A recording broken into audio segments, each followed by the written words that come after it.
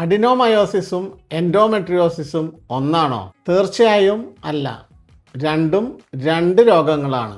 രണ്ടിലും മെൻസസ് സമയത്ത് കഠിനമായ വേദന അനുഭവപ്പെടുമെങ്കിലും രോഗം ഉണ്ടാവുന്ന സ്ഥലം വ്യത്യസ്തമാണ്. ആദ്യം അഡിനോമയോസിസ് എന്താണെന്ന് നോക്കാം.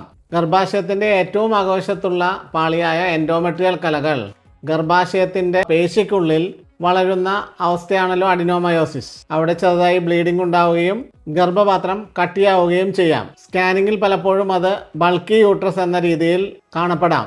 എൻഡോമെട്രിയൽ കലകൾ ഗർഭാശയത്തിന് പുറത്ത് അണ്ഡാശയം, പെൽവിക് ഏരിയ, കുടലിന്റെ ഭാഗം, ചിലപ്പോൾ മൂത്രാശയം എന്നിവിടങ്ങളിൽ വളരുന്ന അവസ്ഥയാണ് എൻഡോമെട്രിയോസിസ്. രണ്ടിലെയും ലക്ഷണങ്ങൾ ഏകദേശം ഒരേപോലെ ആണെങ്കിലും അഡിനോമയോസിസും എൻഡോമെട്രിയോസിസും തമ്മിൽ ഉള്ള ചില പ്രധാന വ്യത്യാസങ്ങൾ നോക്കാം. അഡിനോമയോസിസ് ഗർഭാശയത്തിന്റെ അകത്തെ പേശിയിലാണ് വളരുന്നത്. എന്നാൽ എൻഡോമെട്രിയോസിസ് ഗർഭാശയത്തിന് പുറത്ത് അണ്ഡാശയം, പെൽവിക് ഏരിയ, ഫെലോപ്പിയൻ ട്യൂബ്, കുടൽ, മൂത്രാശയം എന്നിവിടങ്ങളിലാണ് കാണപ്പെടുന്നത്.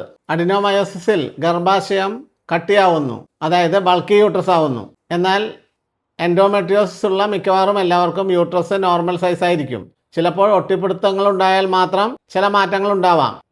അഡിനോമയോസിസിൽ അമിതമായ രക്തസ്രാവം സാധാരണമാണ്. എന്നാൽ എൻഡോമെട്രിയോസിസിൽ രക്തസ്രാവം ഉണ്ടാവാം, പക്ഷേ എപ്പോഴും കൂടുതലായിരിക്കണമെന്ന് നിർബന്ധമില്ല.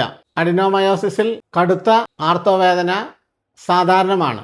എൻഡോമെട്രിയോസിസിൽ കടുത്ത ആർത്തവവേദന ഉണ്ടാവാം. ലൈംഗിക ബന്ധ സമയത്ത്, മലമൂത്ര വിസർജന സമയത്ത് വേദന സാധാരണമാണ്. അഡിനോമയോസിസ് ഉള്ള ചില സ്ത്രീകളിൽ ഗർഭധാരണത്തിന് ബുദ്ധിമുട്ടുണ്ടാകാം. എൻഡോമെട്രിയോസിസിലും ഗർഭധാരണത്തിന് ബുദ്ധിമുട്ടുണ്ടായേക്കാം.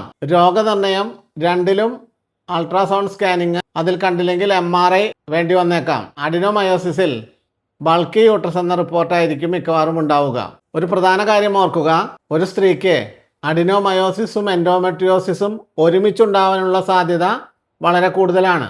അതുകൊണ്ട് തന്നെ ശരിയായ രോഗനിർണയം വളരെ പ്രധാനപ്പെട്ടതാണ്. കൃത്യമായി മരുന്ന് കഴിച്ചാൽ അഡിനോമയോസിസും എൻഡോമെട്രിയോസിസും മിക്കവാറും എല്ലാവരിലും ഒരു പരിധിവരെ മാറ്റിയെടുക്കാൻ സാധിക്കുന്നതാണ്. ശരിയായ ചികിത്സ ശരിയായ സമയത്ത്.